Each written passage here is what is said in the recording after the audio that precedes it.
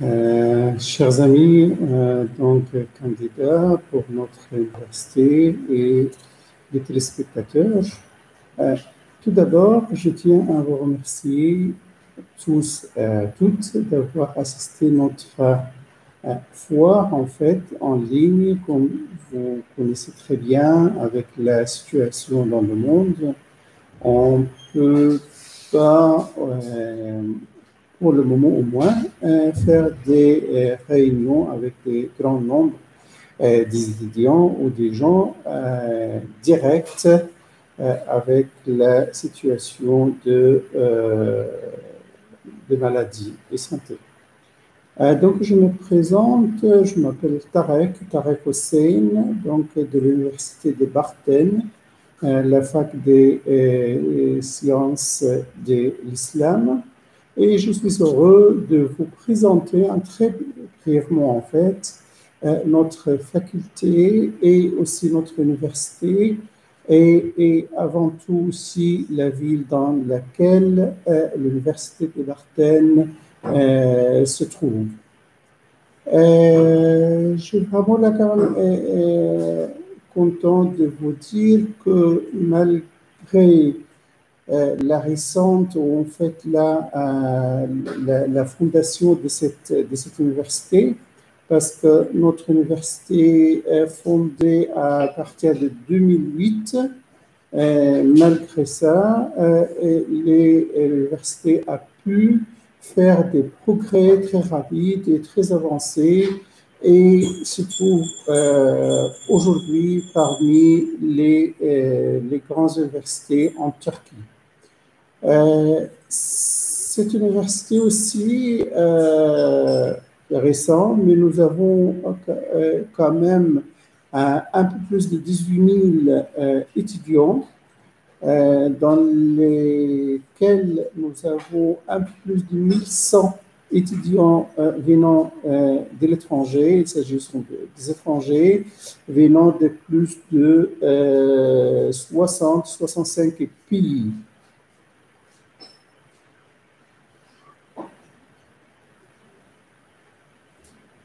Notre université a à peu près 700 académiciens, profs et assistants qui vraiment là qui sont heureux de vous servir, soit dans l'éducation même ou la vie sociale dans les facs et l'établissement différent. Si pour la situation, comme vous connaissez là, si on a l'un loin des autres, donc respecter la distance sociale, on s'approche pas beaucoup. Nous souhaitons vraiment là de voir très rapidement l'occasion de vous accueillir et vous montrer nos établissements dans l'université et de vous voir directement et de s'échanger et se connecter direct.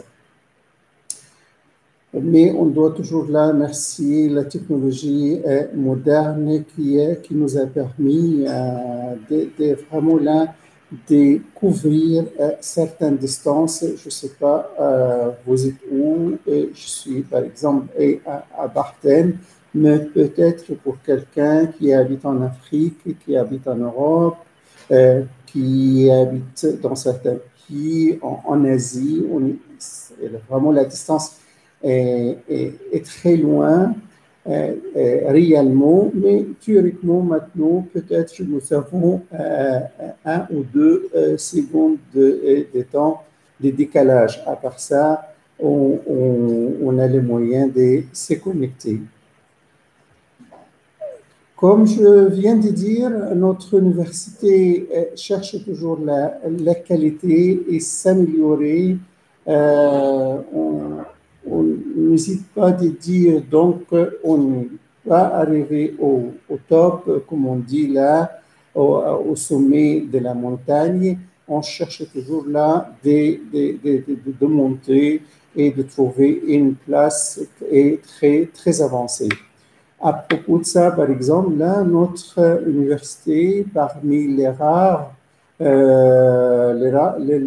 universités en Turquie, qui a certaines spécialités, qui a certains domaines très avancés. Par exemple, là, nous sommes parmi les seuls, parmi les seules quatre universités qui cherchent et qui font des recherches sur un domaine très intéressant, c'est l'application, c'est la logistique d'intelligence et l'application régionale intégrée. Bien sûr, on est très sincère à ce travail, notamment avec ce qu'on a pour le moment. Et toutes ces recherches et les résultats de toutes ces recherches, on les partage avec notre société, avec les autres, soit à l'intérieur ou à l'extérieur, soit dans le secteur privé ou le secteur public. Bon, le but, en fait, aussi, c'est de vous parler de l'éducation en Turquie. Comme vous connaissez, la Turquie a fait dans les derniers temps, dans les dernières décennies, en fait, des grands progrès dans certains domaines, dans beaucoup de domaines, parmi lesquels l'éducation, elle cherche d'être aussi un centre d'attraction, un centre qui joue un rôle important dans l'éducation et dans le monde entier. La raison pour laquelle, si je peux vous donner les chiffres, le nombre en fait de l'université en Turquie aujourd'hui, il dépasse 206. Donc, 206 universités et des centres académiques. Il accueille à peu près 8 millions d'étudiants, donc près de 200 000 des étrangers, en fait, comme j'ai dit, venant de plusieurs pays. De temps en temps, on arrive à 100 pays différents. Nous avons des étudiants de 100 pays différents. Ils sont bien sûr là à tous et toutes la bienvenue en Turquie.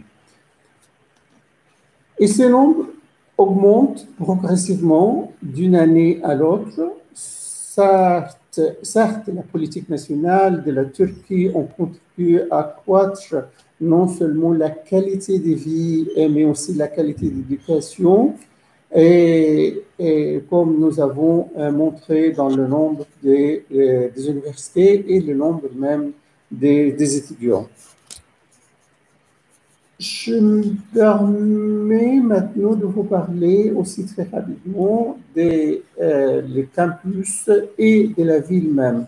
Notre université, comme j'ai dit, porte le nom de la ville même. Il s'agit Bartın. Bartın, vraiment, c'est une ville très accueillante.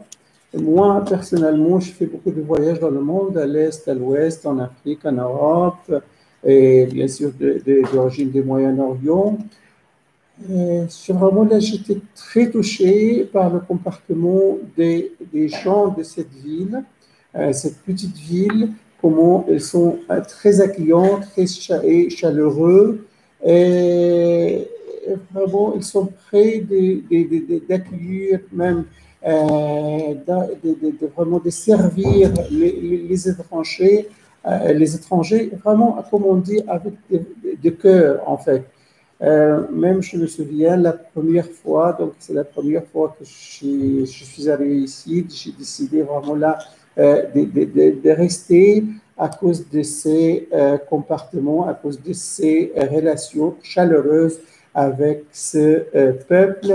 Donc j'ai peut-être là et j'insiste toujours là d'enchanter la qualité des gens de cette petite ville. J'ai dit petite ville aussi parce que par rapport, par exemple, à Istanbul ou d'autres villes où il y a peut-être là 18 millions à Istanbul, mais ici, on ne dépasse pas 70 ou 80 000 personnes.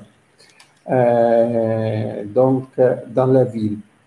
La ville de Barthen, c'est une ville de la mer Noire.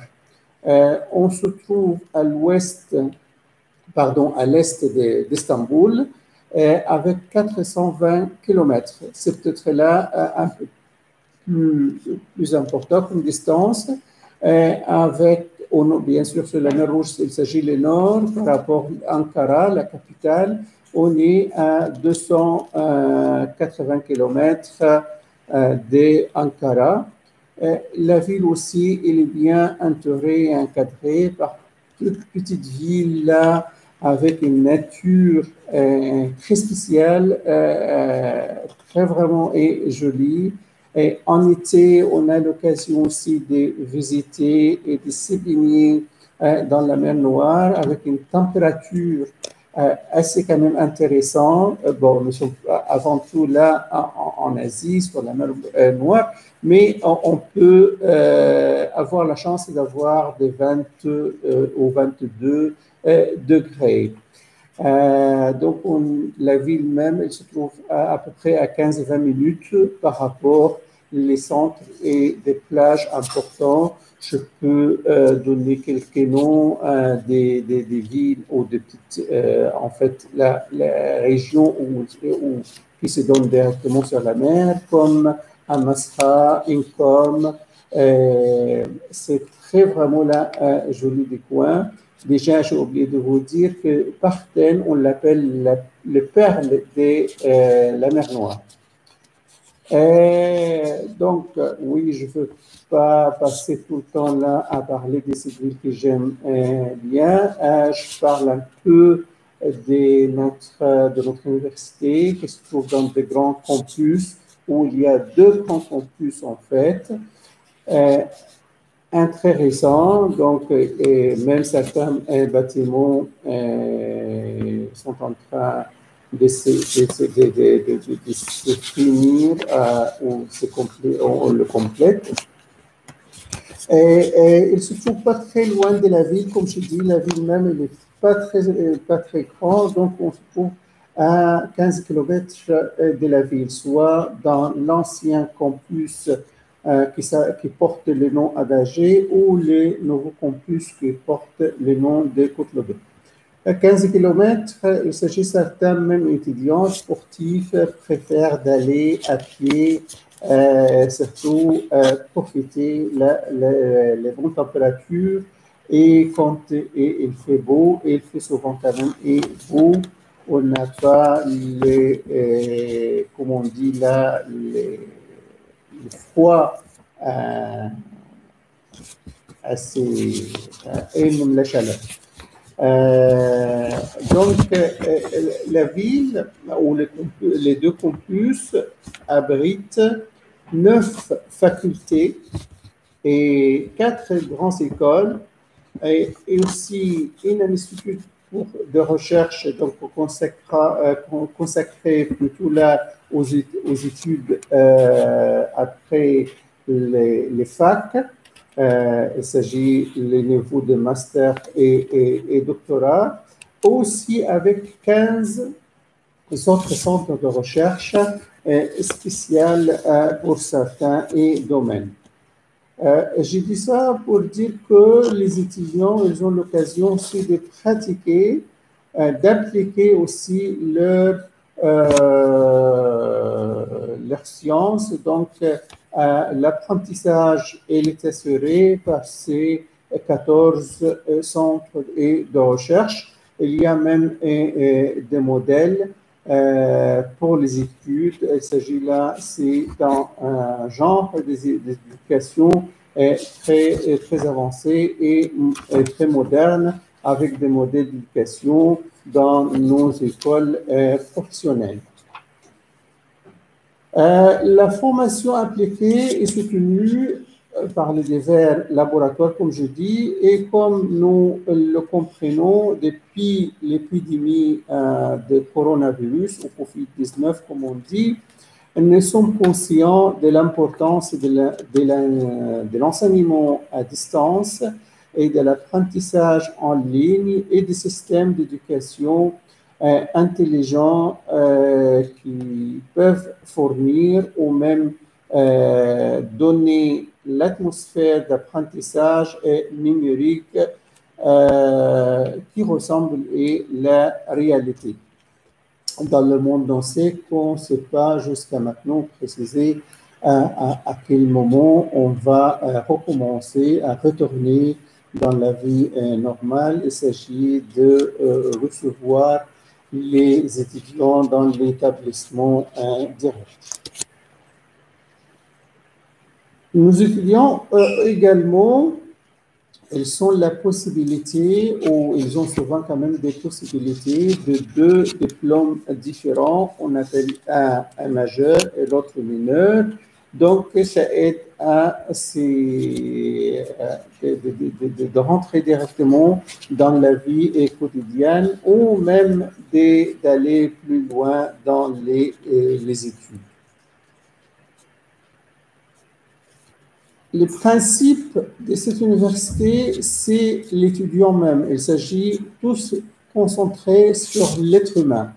Donc, si on arrive à se connecter avec cet être humain, avec de bonnes manières, donc si on touche le cœur et le cerveau et l'âme de chaque étudiant, on pense et on croit qu'on arrive vraiment qu'on va réussir réellement dans cette opération. Par exemple, là, les deux campus, il y a tout ce qu'on veut pour non seulement les études normales, mais aussi pour une vie sociale pour les étudiants. Donc, ils ont la possibilité de pratiquer des sports avec de plusieurs centres différents pour des sports. Ils ont aussi la possibilité de pratiquer certaines activités dans la nature est magnifique. Il y a aussi la grande bibliothèque, donc une des bibliothèques plus grandes, ou peut-être les plus grandes pour le moment, aussi on compare avec ce qu'on a dans les autres universités en Turquie. Les académiciens et les étudiants ont également leur marque ou leur chance de participer dans des projets. Donc, il y a des concours chaque année et des projets se présentent chaque année. Il y a aussi des agences de développement locaux et nationaux et aussi étrangers, des conseils scientifiques pour soutenir ces manifestations. Et la plupart de ces manifestations aussi sont financées complètement par l'État. Il s'agit l'État assure les financements de ces projets. On a un projet qui porte le nom le R&D ou R&D, c'est-à-dire des projets de marketing qui permet aussi de faire venir ou même de faire réaliser tous ces projets dans la réalité, notamment quand les projets peuvent servir dans le domaine soit privé ou les domaines publics. Comme j'ai dit aussi, il y a une faculté de sport, il y a donc des centres d'athlètes. On avait l'occasion aussi d'avoir deux champions sur le niveau local et même international qui ont fait leur entraînement sur notre terrain.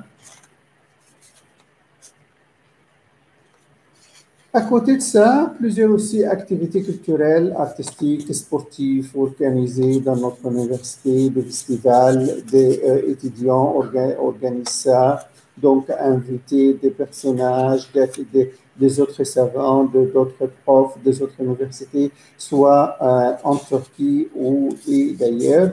Plus, bien sûr, comme la plupart des universités, il y a des séminaires, des conférences, des symposiums régulièrement dans notre université. On arrive sur un point qui, donc, je trouve quand même, est toujours quand même très intéressant, ou c'est très important pour les étudiants, surtout venant de l'étranger, qui cherchent à faire des études. Bon, on sait très bien dans le monde entier, donc les étudiants toujours n'ont pas le moyen de poursuivre aisément les éducations, l'enseignement à l'étranger, notamment c'est quand il s'agit en Turquie ou dans l'Europe, parce que le coût de scolarité, les frais est élevé. En fait, ça c'est un sujet intéressant et donc plusieurs questions sur ces sujets, mais je peux vous dire qu'on est classé parmi les plus moins chères universités en Turquie. Ça ne concerne pas la qualité de l'éducation, mais ça concerne une idée que nous croyons que l'éducation est un droit à tout le monde.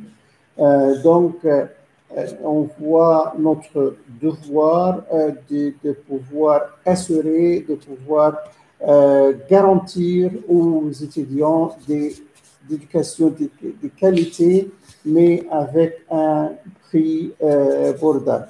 Par exemple, je peux vous donner une idée. Un étudiant étranger venant de l'étranger peut obtenir des études dans l'un de 186 départements différents dans les facs de notre université, avec des frais variés entre 60 et 130 dollars par semestre. Il s'agit pour à peu près un semestre de 4 mois. Les frais se varient entre 60 dollars et 130 dollars.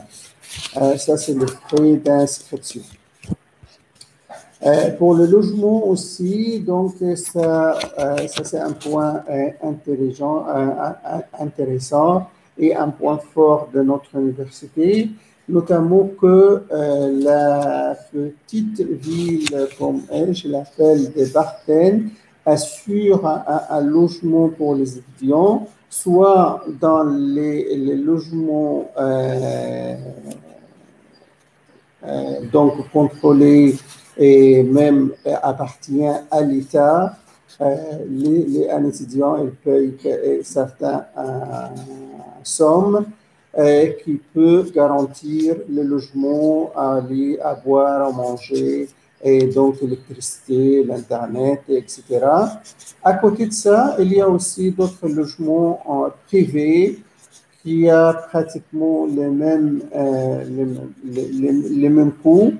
Et même comme partout, certains étudiants aussi préfèrent d'être plus, comment on dit, plus libres, donc, et loge avec des autres dans des bâtiments privés. Et ça, c'est aussi est possible. On peut calculer à peu près entre 100 et 120 dollars par mois pour assurer un logement et à boire et à manger. Les facs même ou les campus même, il y a deux grands restaurants, donc c'est-à-dire des cantines, comme on l'appelle souvent, qui assurent et fournissent des repas pour les étudiants avec un prix très abordable. Je peux vous dire que on est à peu près moins d'1 euro, par exemple. Donc, et par repas.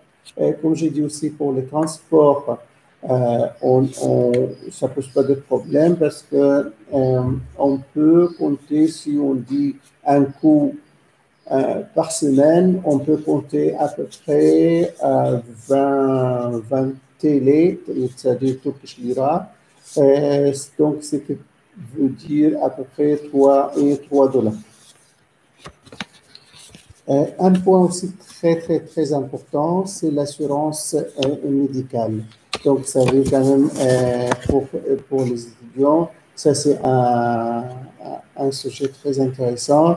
Vraiment, le point très positif ici en Turquie, que l'État assure les mêmes soins médicaux, soit pour les Turcs ou les étrangers, les mêmes hôpitaux, les mêmes locaux, et gratuitement pour les étudiants à partir de leurs inscriptions et leur juste comme un peu de procédure, mais ils ont la même assurance maladie pour les autochtones, comme on dit, c'est-à-dire pour les Turcs.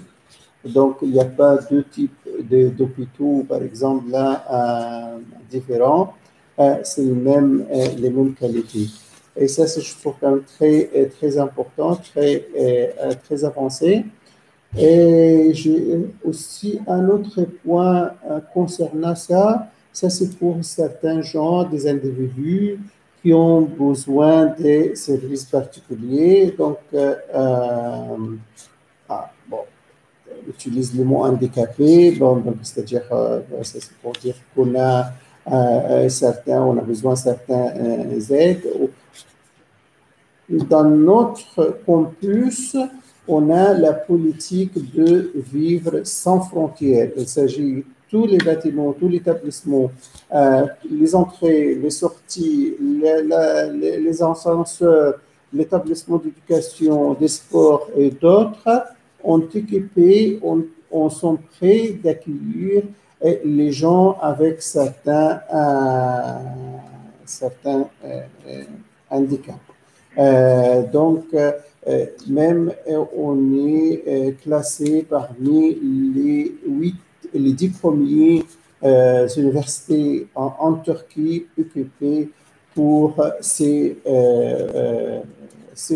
genre de choses.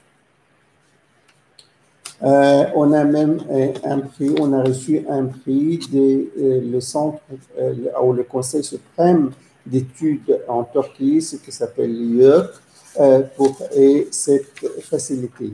Donc, il y a des facilités différentes pour ces genres et des gens. Le projet, il s'appelle La vie sans barrière, et comme j'ai dit là, il est financé aussi par d'État et par des agences et locales. La Turquie en général, donc pratiquement dans la plupart d'établissements et des universités en Turquie, l'enseignement se fait en langue turque, soit pour les facs, soit pour les études supérieures.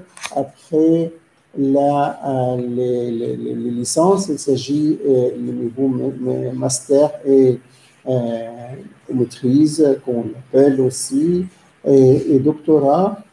Donc, ça se passe en Turquie, en langue turque. Par conséquent, il y a tout le temps la possibilité, une fois on est inscrit pour une fac ou un institut ou autre, un établissement d'éducation, on est obligé de suivre, si on ne connaît pas la langue turque, et ça c'est le cas de la plupart des gens, on est obligé de s'inscrire pour apprendre la langue turque. Ça c'est aussi, on a fait d'efforts sur le coût de cette opération. Souvent, normalement, là, un coût normal, c'est à peu près 1000, c'est-à-dire 1000 télé par niveau. Ici, c'est un peu moins. Par exemple, là, on est obligé d'avoir les niveaux de G, de C et 1. Il s'agit, on a 5 niveaux différents. On est obligé de réussir dans le 5e pour pouvoir continuer les études normales. Donc, si on compte 5 fois par à peu près $100 chaque niveau, on arrive à un coût très réduit, à peu près de $500, l'équivalent de $500 dans les 5 niveaux, pour les 5 niveaux différents. Et cette étude-là, ou ces études, en fait, durent à peu près une année. Et on a aussi fait d'autres efforts pour qu'on passe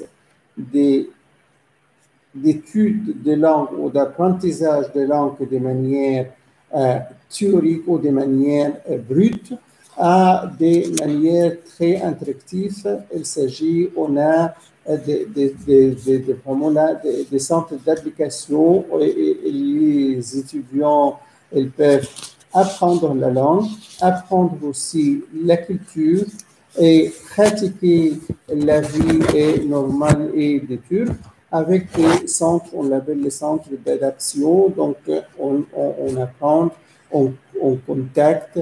On croit aussi, ça c'est très, très intéressant, pour les deux côtés.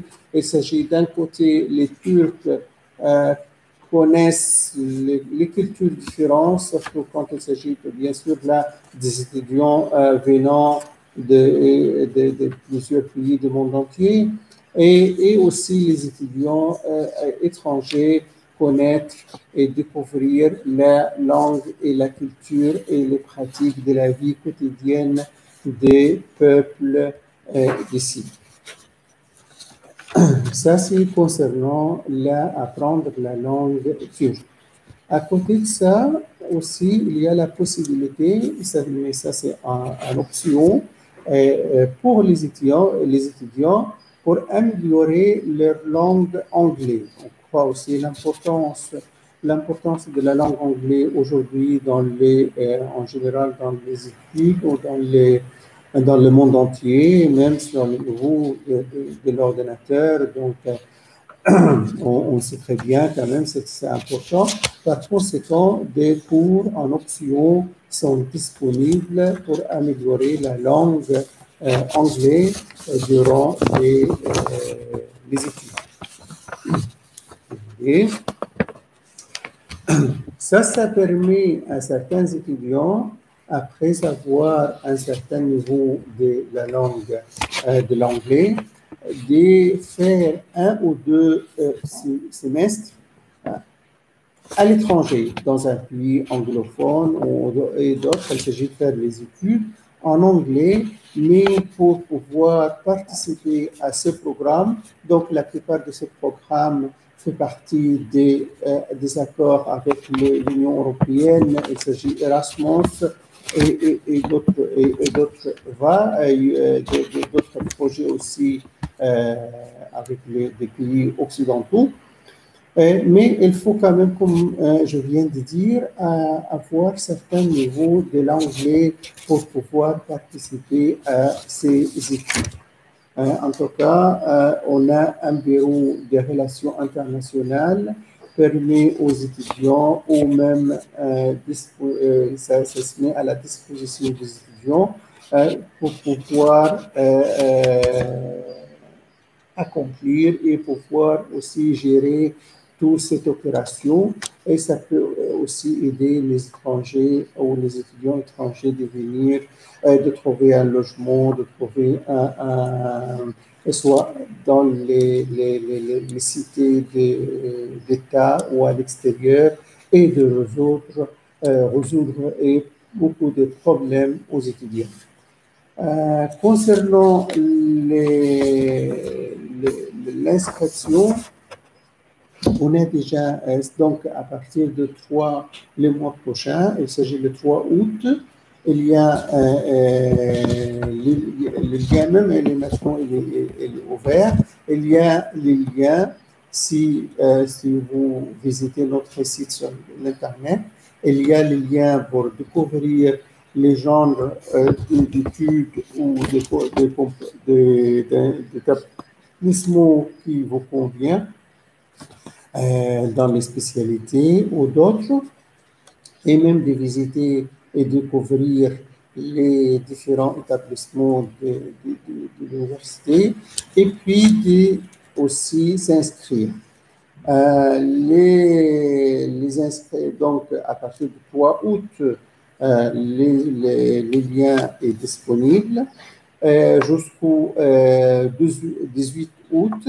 Après, les documents seraient étudiés bien sûr cas par cas par les responsables à l'université. Donc, les résultats de l'acceptance sera annoncé à partir probablement le 12 août. Et puis les 21, le 22 jusqu'au 21 au 22 septembre, les étudiants peuvent compléter comme d'habitude leur papier, leur certificat pour les études. Pour la nouvelle année, comme j'ai dit au début, on ne sait pas vraiment si c'est quand même l'éducation sera assurée dans l'établissement ou en ligne comme c'était fait le dernier semestre. En tout cas, on voit ça, mais avec les inscriptions, donc je veux bien quand même vous rassurer, vous avez toute l'opération dans le terme est normal. Vous aurez quand même l'occasion de s'inscrire, donc de compléter, d'avoir vos visas d'études pour entrer en Turquie. Et après, donc, on continue l'opération soit en ligne, soit direct. Bon, tout ça, c'est relié bien sûr au Covid-19, mais on verra bien quand même dans vraiment un très court délai, on va savoir exactement qu'est-ce qui se passe pour l'année prochaine, mais tout ça ne s'empêche pas l'inscription et que la vie se déroule dans le rythme normal.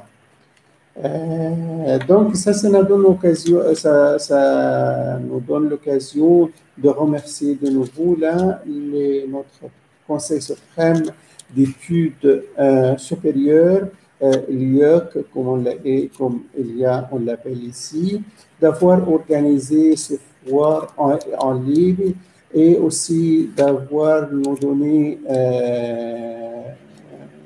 la chance de vous trouver cette fois-ci en ligne, la prochaine fois en direct. Et je aussi vous signale toujours qu'on a disponible sur l'Internet. Donc, il y a notre bureau des relations internationales, donc disponible pour répondre à vos questions. Après cette réunion aussi, si vous avez des questions concernant l'étude en Turquie, en Barthem, et spécifiquement, n'hésitez pas à poser ces questions. Ces questions, ça peut être posé dans la langue française, anglaise, arabe et même russe, et bientôt, et bien sûr, et avant tout, dans la langue turque, pour ceux qui savent la langue turque. Donc, permettez-moi de vous souhaiter vraiment une vie saine et sauve et des réussites dans vos carrières.